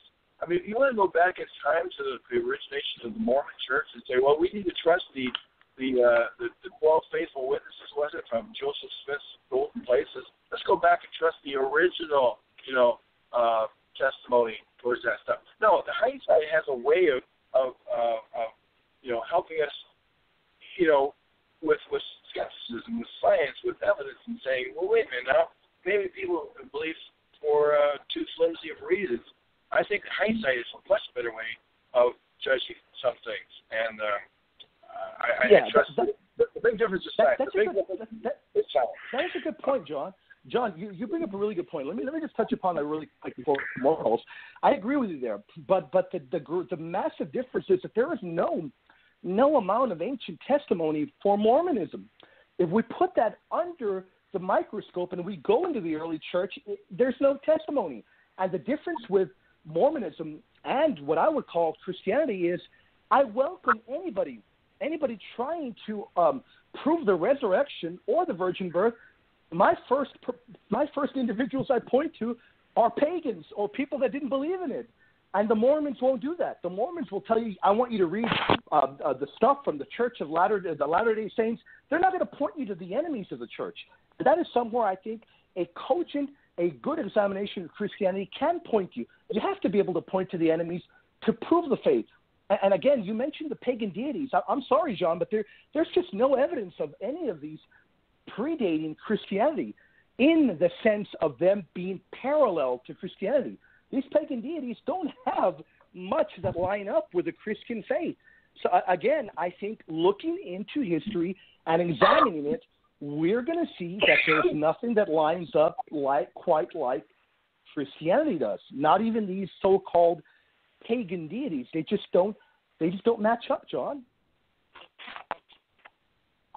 You need to treat things as a historian would treat them. That's a major difference. And the historian is the only way to come to the truth of what happened in the past. Since we're not there to investigate, since we're not there to interrogate, since we're not there to ask questions of Peter. Did Peter recant? What happened to James? Did he recant? Well, we know about the Mormon Church because later on we know more about them than we know about the early Christians. So we can't investigate them. We can't. Did you see the same thing? What did you see? I saw a ghost. No, I saw an apparition. No, I had a dream.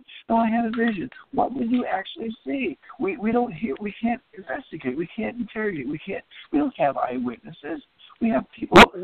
We have testimonies. What ghost are you talking about? What ghost are you talking about there? You're talking about the resurrection there? Well, yeah. I mean, they do. It is said that the disciples said, well, no, he saw a ghost. I think it was either they said that of Peter or they said that of John. No, he saw a ghost. The word is there. Actually, the only reason they say that, John, is because it's nighttime and they can't see, and they see somebody in the water. They can't recognize who it is. They're not saying the actual vision of the resurrection is a ghost, that it is not bodily. That's incorrect. That's an argument I've heard used many times. I just want to clarify that is not a very good argument. And I do plead with you to study the faith a bit more, John. I know you said you were a pastor for a long time. You've written a bunch of best-selling books. I think you need to study the faith a bit more. Let me ask you. I mean, okay, so I have 3 master's degrees and I have PhD work. I mean, I'm not just your average Joe. Okay, I've studied these things in depth. How old are you? I'm probably twice your age. I've thought about these issues longer than you. Now, And what does that tell you, John, when you're twice my age and you don't understand some of the simplest texts? What does that tell you? Some of the simplest texts that they're talking about, some people seeing him thinking he's a ghost because they can't recognize him. Not a resurrection account. What does that tell you if you're almost had your PhD and you don't know these issues? Hey, John and William. Hey, I just want to make sure that we're getting to the listeners' questions. Sorry about that, but 403. I see you're still on the line. Do you still have any more questions? Moderator, are there more people waiting in the wings? Moderator. We have 2 more, but we still have 20 minutes in the program, so you're still free to ask one more question if you like.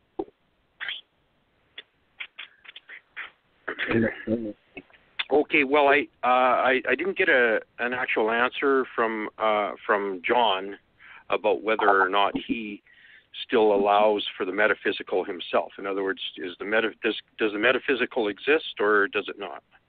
I don't think it does. No, because that's salient to this question, for sure.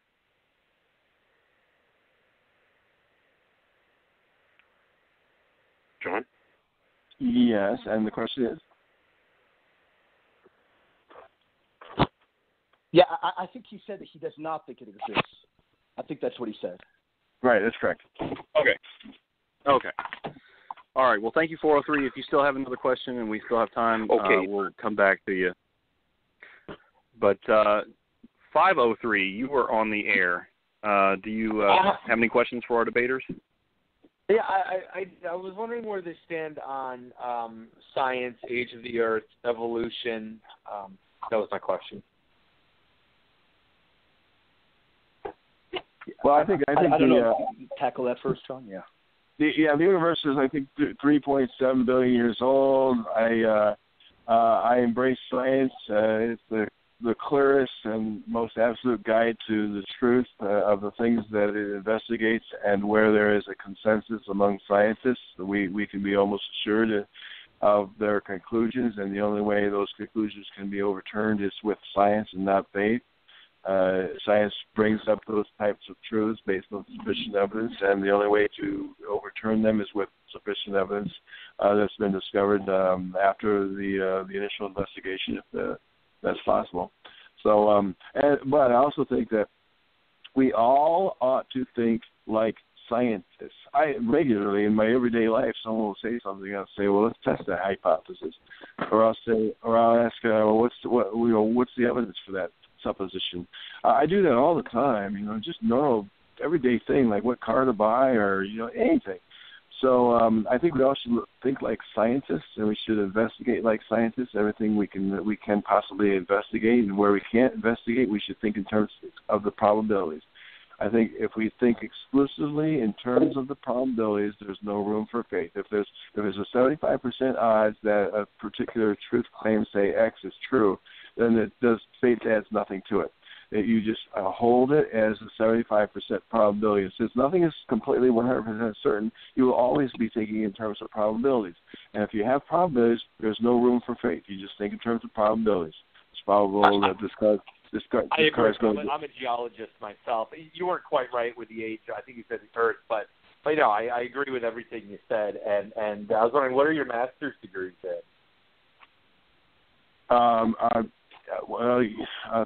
I have to remember myself. Theology and philosophy, and then there's one in philosophy and theology. I reversed it. And then there's one in philosophy of religion. I studied a PhD program at Marquette University in theology and ethics. I was a minister for 14 years. I taught at Bible colleges, several of them, and secular colleges for probably as long.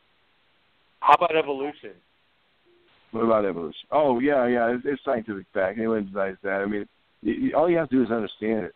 You don't even have to you don't have to believe it. Just understand it. So you accept the theory about it. No.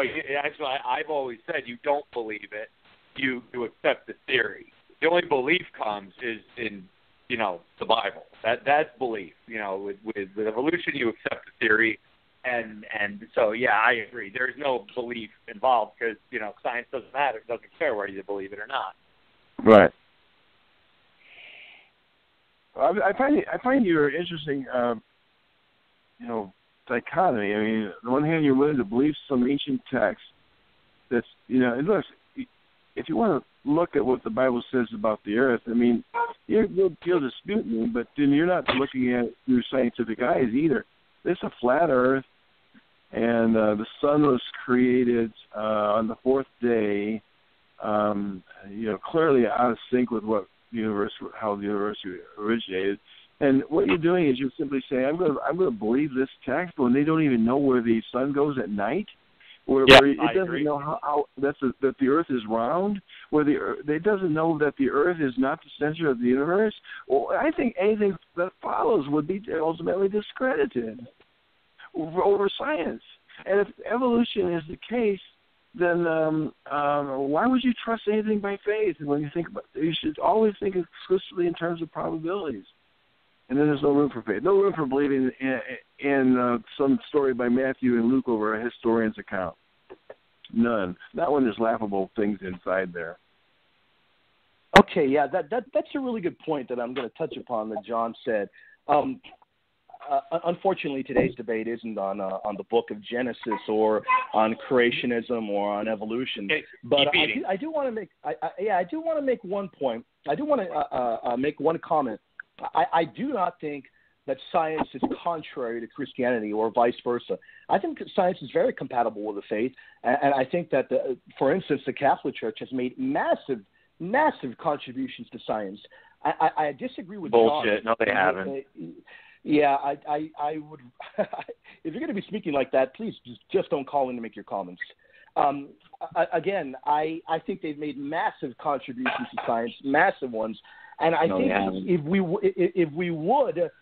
would sit down and examine the book of Genesis, I don't think the book of Genesis is silly, and I don't think any of the books of the Bible are silly. And further to the comments of the individual that think that no contributions have been made, Unfortunately, today, your position, which I imagine you don't believe in the virgin birth, was put asunder because there's no decent argument that John put forth. With all due respect to him, there's not a decent argument you can put forth if you want to examine these in a historical manner. So I think if you argue upon the virgin birth or even the resurrection, coming from the viewpoint of an atheist, you're not going to have a whole lot of history on your side. Do you believe in evolution?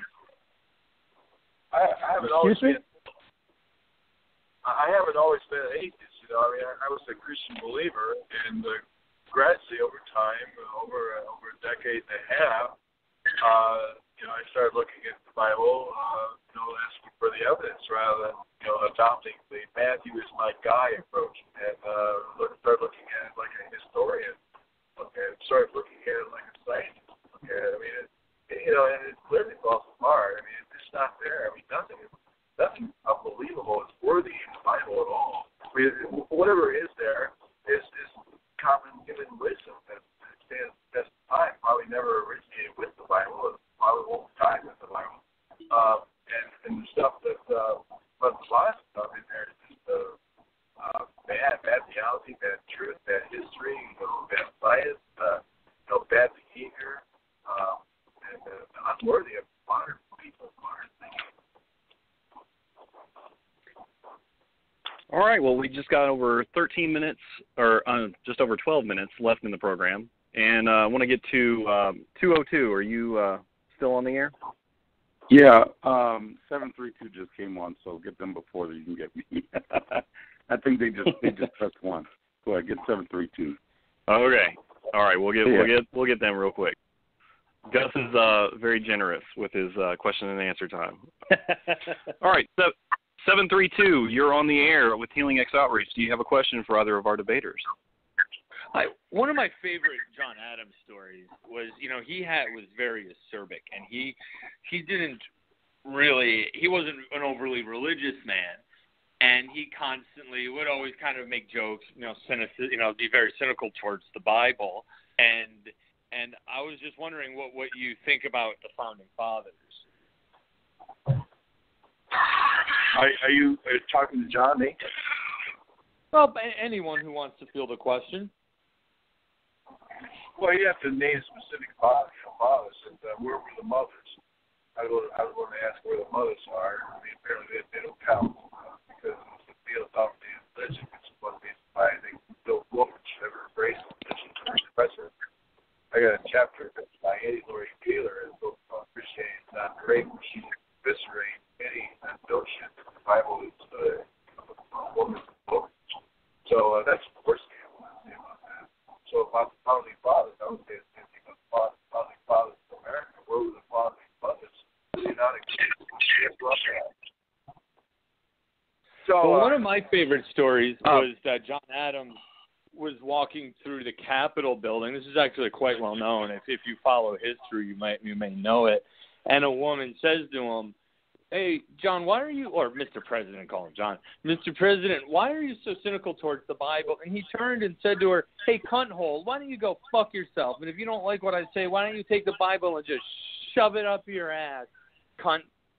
All right. So sorry about that, folks. All right, we're going to go back to Gus then. Yeah, we get some of those here too. Trolls. You gotta love trolls. Yep. Well, no. Look, from my experience, there have been Christians that try to imitate atheists and make them look bad. Yeah. Well, that's possible. I am not going to argue. If that was a Christian imitating an atheist, they did a pretty good job. Yeah, you're right about that. But yeah, we get to some of those on the program. Hey, first of all, I just want to remind all of our listeners. Yes, we do debates, but we also have people that come out of the cults and share their stories. And next week at 1:00, we have Virginia and Antoine Warren, who are recent escapees from the Watchtower Bible and Tract Society.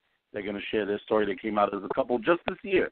So that's going to be an interesting episode next week. The other thing I wanted to discuss with, first of all, I want to thank John Loftus for being so charitable with his time, coming on here and squabbling with the Catholic for about 2 hours.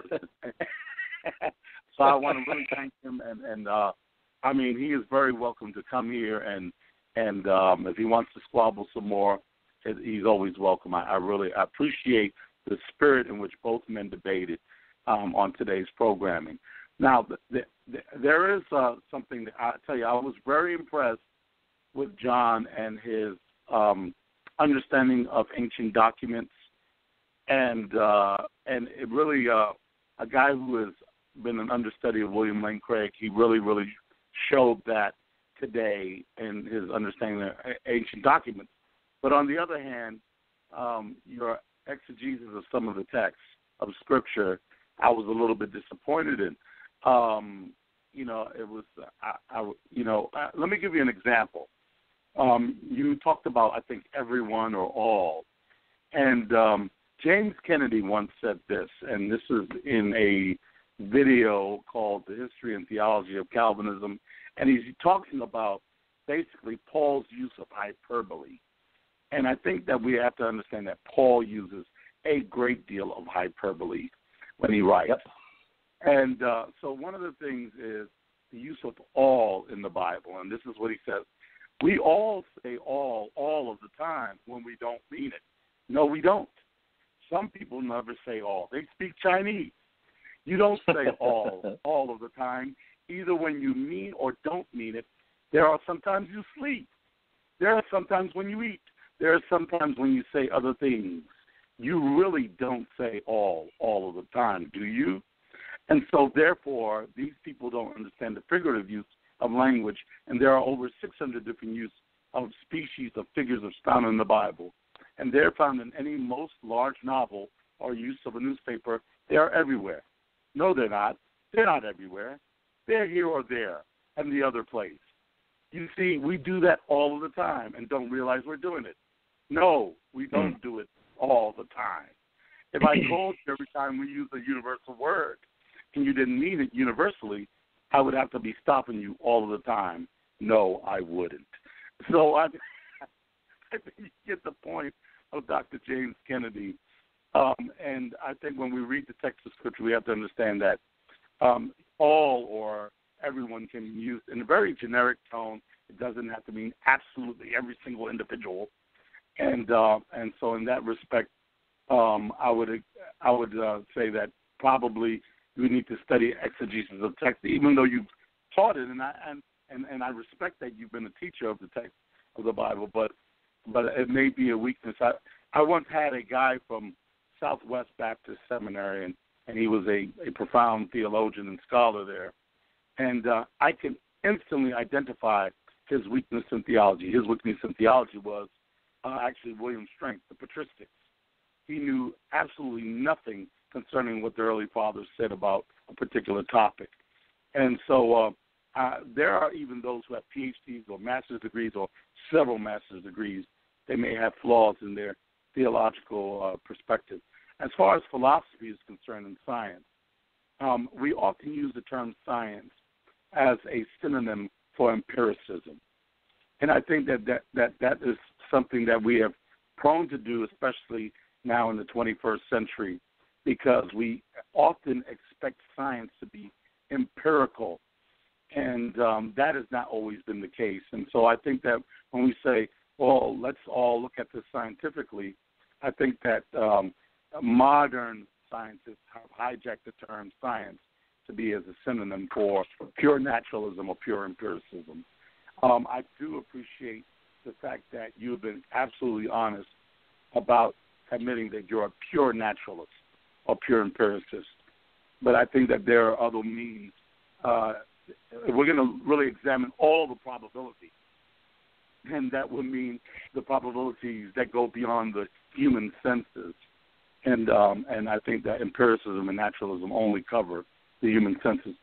We're down, I think, to the last 5 minutes. So I'm going to that was more of a statement than a question, but a criticism and an examination. But Yeah, and actually, I think John has left the air. Okay. I don't see his number anymore on the All right. wall. Well, I still wanted to thank him for his time, and thank Jeremy for doing an excellent job on hosting and moderating his first debate. Great job, Jeremy. Yeah, William, anything you wanted to share, or anybody else wants to share? Yeah. Before we close the show out, I do want to make a little bit of a comment. I do want to point out to people that might be hearing the show. Maybe they heard the comments made about the book of Genesis, and maybe they're concerned about them. I do want individuals to know that I believe every single book of the Bible, when it's meant to be taken in historical context, I think it can be historically verified. I do believe science is definitely compatible with the faith. I do want people hearing, I want them to know that it isn't a faith or science kind of approach. It is a both. You can take a both kind of approach. But again, I do also want to point out that science doesn't have the answers to everything. And I don't think it pretends to either. I think there are a lot of things that it simply does not have the answers to. And I do want to point out that today I think the strongest point that I hold to, and again, it is none of these arguments that I put forth are novel arguments that I created. Whether people appreciate the approach I took or not, I'm going to have to simply point to the fact that all I was doing was pointing out that for 2,000 years, the church has pointed out that not only did the earliest individuals that knew the people that wrote the Gospels, not only did they believe in the virgin birth, but even Jews believed that the prophecy in Isaiah was talking about a virgin birth. I grant that they did indeed, a massive amount of them did indeed reject Christ, but that doesn't change the fact that they believed Isaiah was referring to a prophecy of a virgin, of the Messiah that was going to be born of a virgin. I think all evidence points to there being very strong historical evidence for it, because going outside of the Bible, as I like to do a lot to prove either the resurrection or the virgin birth, if we go outside the Bible and we look at the enemies of the faith, in the very earliest times, they were not attacking this prophecy because of how strongly it was believed by the Jews as well. So they didn't attack it because there was not good evidence to knock it over. And I do want to make that point again, that I think there is very good historical reasoning to believe in the virgin birth. You have to believe in faith without a doubt, but I think our faith has very good historical grounding behind it. Hey, William. Yeah, wonderful. Is it possible also, I think that some of us haven't thought about this, but, possibly the virgin birth wasn't publicized as much, just like, for example, the doctrine of the divinity of Christ or the Trinity early on, was because, first of all, we didn't want to jeopardize Mary in the Jewish community. Yes. We know that would have jeopardized her safety in the Jewish community. And possibly, first of all, it never came up as an issue of contention within the Christian community. We know that. That's correct. That's such a good point you bring up, because you're right. They must have known of it. In fact, even though we don't have explicit, down to the letter testimony from Paul, we can read it in his letters. We can tell he knew of it. We can tell he believed it. But again, perhaps I would argue they were protecting the Holy Family in not saying that as well. I think that is such a good point that you bring up. Yeah. I do want to recommend a book to those that are I know Mr. Loftus has several books, but I think the question about Catholicism and science came up, and I think that there's a great book that everyone should get. It's called 6 Modern Myths About Christianity and Western Civilization by Philip J. Sampson. I read this book many, many years ago, and it really resolves the issues of Galileo and a lot of myths concerning Galileo and the Catholic Church. And what a lot of people don't realize is that some men like Galileo were heralded as great scientists, but also they had some quack science behind them also.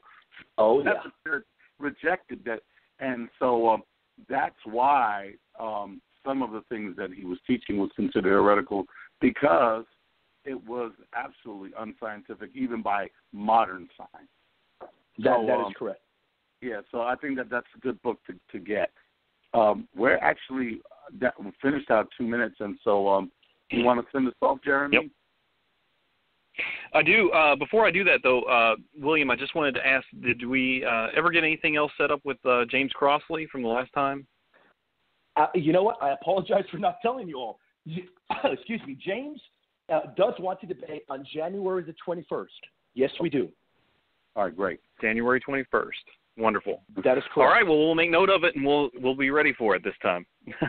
Thank you very much, guys. You have a great one. All right, thank you. Thank you, William. We want to thank John Loftus for coming on and debating with us. It was a wonderful debate, and we thank all of you for listening. Until next time, Healing X Outreach, out. Bye.